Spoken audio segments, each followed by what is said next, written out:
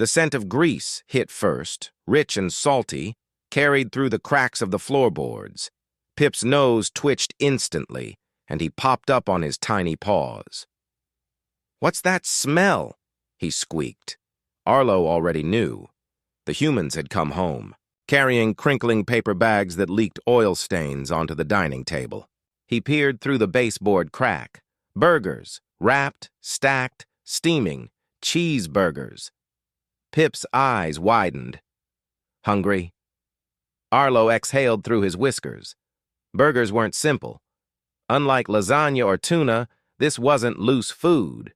This was wrapped, folded, defended not just by cats, but by human packaging, and the cats were already restless. Brutus prowled at the table leg, tail thrashing like a whip. Silas crouched atop the counter, still as stone, waiting. Velora lounged against the bag itself, her paw tapping the paper with a soft thup-thup, claws pricking the surface. It was a siege.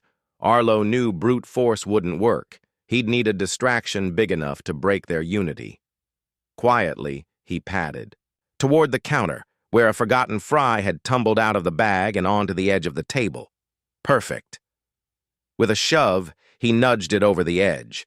The fry skittered across the tile, spinning toward the hallway. Brutus's head snapped up, instincts overcoming reason. Velora perked, tail flicking, and both cats dashed after the trail of salt and oil. Only Silas remained. His yellow eyes gleamed in the low light. Unlike the others, he didn't take bait. He never did.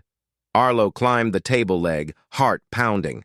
The wrappers loomed before him like walls of paper and grease. He bit into one corner, tearing it open.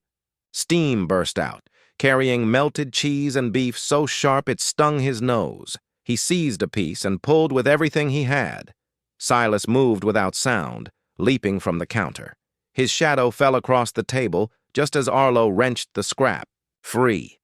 The strategist's paw swiped, precise and merciless. Arlo rolled, the claw tearing a line across the wrapper instead of his back. He dove from the edge, cheeseburger chunk clamped in his teeth. Silas landed silently behind him, following. The floor stretched out like a battlefield. Arlo sprinted, legs aching, the weight of his prize slowing him. Silas gained with every stride, patient and silent as a blade. At the last second, Arlo skidded sideways, ducking under a chair leg. Silas's paw cracked against the wood, claws screeching. That one heartbeat of delay was all Arlo needed.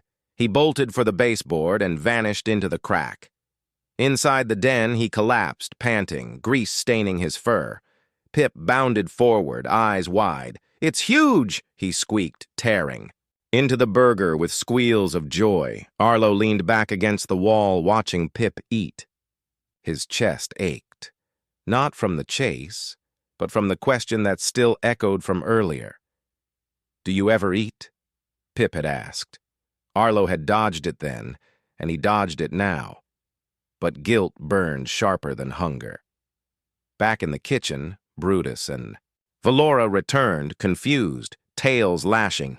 Silas sat by the wrappers, staring at the baseboard crack. He said nothing, but his eyes promised patience. His war wasn't for tonight, it was for the long game. Arlo knew it too. Silas wasn't done.